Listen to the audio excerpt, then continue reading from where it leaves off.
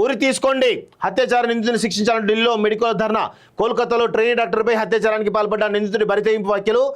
ఘోరానికి ముందు red light ఏరియాకు, అత్యాచారం తర్వాత ఇంటికి వెళ్లి నిద్ర, లేచాక సాక్ష్యాధారాల ధ్వంసానికి యత్నం, అతడి బూట్లపై రక్తం, గుర్తించిన పోలీసులు. వారం రోజుల్లో కేసును ఛేదించండి మమత, లేదంటే సిబిఐకి ఇస్తామని పోలీసుల హెచ్చరిక అంటూ ఒకరిని చూస్తున్నాం. సో ఇది చాలా దారుణమైనటువంటి అంశం. ఇది చూడండి, విధి నిర్వహణలో ఉన్న వైద్యురాలిపై దారుణంగా అత్యాచారం చేసి ఆమె ప్రాణాన్ని బలిగొన్నానన్న దోష భావన లేదు, దొరికిపోతే శిక్ష పడుతున్న భయం లేదు.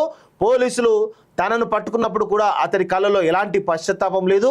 వారు తనని ప్రశ్నిస్తున్నప్పుడు నిర్వికారంగా సమాధానాలు చెప్పాడు. ట్రైనీ డాక్టర్పై అత్యాచారం పాల్పడడానికి ముందు 2 సార్లు రెడ్ లైట్ ఏరియాలకు వెళ్ళినట్టు చెప్పాడు. తాను చేసిన నేరాన్ని ఒప్పుకొని అమీ ఫాసీ ది కావాలంటే నన్ను ఉరి తీసుకోండి అని చెప్పాడు. కోల్కతాలోని ఆర్జీకర్ వైద్య కళాశాల ఆసుపత్రిలో పీజీ ట్రైనింగ్ డాక్టర్పై అత్యాచారం జరిపిన నిందితుడు సంజయ్ రాయ్ తీరుది. అతడి మొబైల్ ఫోన్ను స్వాధీనం చేసుకున్న పోలీసులు దాన్ని పరిశీలించగా దాని నిండా అశ్లీల చిత్రాలే కనిపించాయి. ఆమెపై అత్యాచారం జరిపిన తర్వాత నింపాదిగా ఇంటికి వెళ్ళిన సంజయ్ రాయ్ హాయిగా నిద్రపోయి ఉదయం 9 గంటలు లేచి రక్తపు మరకలున్న తన దుస్తులో తీరిగ్గా ఉతుక్కున్నాడని కోల్కతా నగర పోలీస్ కమిషనర్ వినీత్ గోయల్ తెలిపారు. అయితే అతడి బూట్లపై రక్తపు మరకలు తాము గుర్తించామని ఆయన వెల్లడించారు.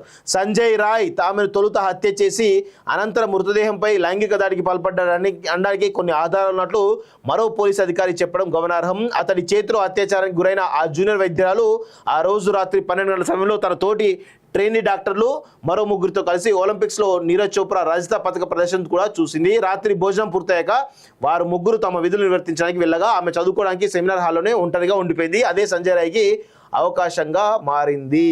సో ఇలాంటి పర్వర్స్ని బహిరంగంగా ఉరిదీసినా తప్పు లేదు. ఇలాంటి పర్వర్స్ని మానసిక రోగులు అన్నట్టు వీళ్ళందరినీ కూడా ఉరిదీస్తే ఈ దేశంలో కొంతమంది కన్నా భయం కలిగేటువంటి అవకాశం ఉంటుంది. నేను ఇంకొక స్టోరీ కూడా విన్నా. ఈ మధ్య ఎల్జీబీటీ అట ఏదో సంస్థ మన దేశంలో కూడా చాలా పెద్ద ఎత్తున విస్తారంగా పోతుంది. అది కూడా వాళ్ళ ఫ్రీడమ్ అనేటువంటి పేరిట, అది ఫ్రీడమ్ కాదు, అది చాలా పెద్ద డ్రగ్స్ గాంజాయి అమ్మేటువంటి సంస్థ. అది వాస్తవం చెప్పాలంటే ఆ ఎల్జీబీటీ అనేది. దాంతో వాళ్ళ ఫ్రీడమ్ అంటూ సమాజంలో సేవ ముసుగులో ఆ ఎల్జీబీటీ సంస్థ ఇస్తున్నటువంటి అక్రమాలు, అన్యాయాలు, అరాచకాలు అంతా ఇంత కావు. బైసెక్సువల్ అంటారు, హోమోసెక్సువల్, లెస్బియన్, గే సెక్సువల్ అనుకుంటా వాళ్ళ మానసిక రోగులని చెప్పుకోవచ్చు. వాళ్ళ కనీసం సమాజంలో ఏ విధంగా ఉండాలని తెలియదు. కేవలం ఫ్రీడమ్ అనేటువంటి పేరిట వాళ్ళు చేస్తున్నటువంటి దుర్మార్గాలు అంతా ఇంత కావు. ఈ సమాజానికి టెర్రరిస్టుల కంటే ప్రమాదకరం ఈ ఎల్జీబీటీకి సంబంధించినటువంటి వాళ్ళు.